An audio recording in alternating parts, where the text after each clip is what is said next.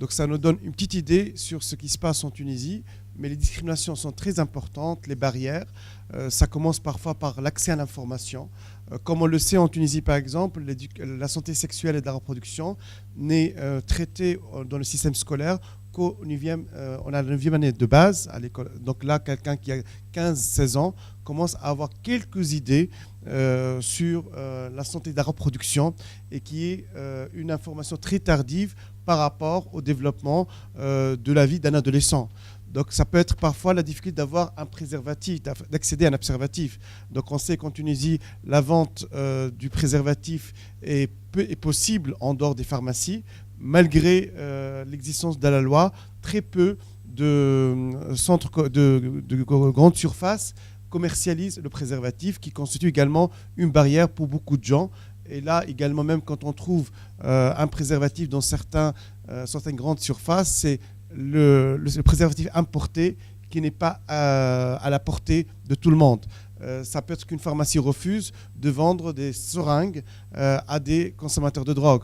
On sait également que la loi tunisienne, elle est très discriminatoire par rapport à différentes questions liées à l'homosexualité, à la consommation des drogues, au commerce du sexe. Et toutes ces barrières donc bloquent et entravent tout travail de prévention, mais également rend de la vie difficile de tous les citoyens et notamment les populations clés, comme on l'a cité tout à l'heure, et on parle généralement des travailleurs du sexe clandestines, des travailleurs du sexe dans certains cas, des hommes ayant des rapports sexuels avec les hommes, des consommateurs de drogues injectables et également certaines discriminations qui sont dans le milieu carcéral. Donc là, également pour une PVVH, une personne vivant avec le VIH, donc dans beaucoup de cas, il y a certains par exemple des dentistes qui refusent de traiter, dans certains cas, ces personnes quand ils déclarent qu'elles sont séropositives. Ce qui amène certaines personnes vivant avec le VIH à mentir et à cacher leur séropositivité lors des consultations. Donc les discriminations sont très nombreuses. Donc là, on a donné quelques éléments. Il y a des enfants qui ont été empêchés de suivre leurs études. Dans certains jardins d'enfants, il y a des enfants qui ont été renvoyés du jardin d'enfants parce que la direction, l'équipe ou les autres parents des enfants ont appris que l'enfant est séropositif.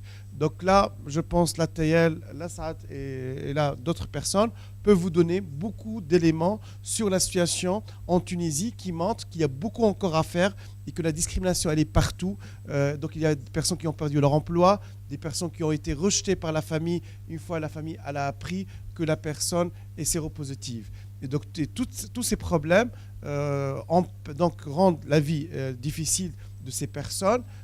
C'est une atteinte aux droits humains, c'est une violation et c'est un travail qui doit être mené par tous les secteurs, notamment en matière de prévention, parce que les risques sont nombreux pour un pays comme la Tunisie où il n'y a pas assez de débats autour des questions tabous comme la virginité, le commerce du sexe, l'homosexualité, les rapports sexuels hors cadre du mariage, l'avortement, ce qui rend bien entendu la situation difficile quand on ne brise pas le silence et quand on n'ose pas dire qu'il faut arrêter ces discriminations pour le bien de tout le monde. Ça coûte cher, il y a un problème de santé qui peut s'aggraver si on ne mobilise pas tout le monde et on ne fait pas assez.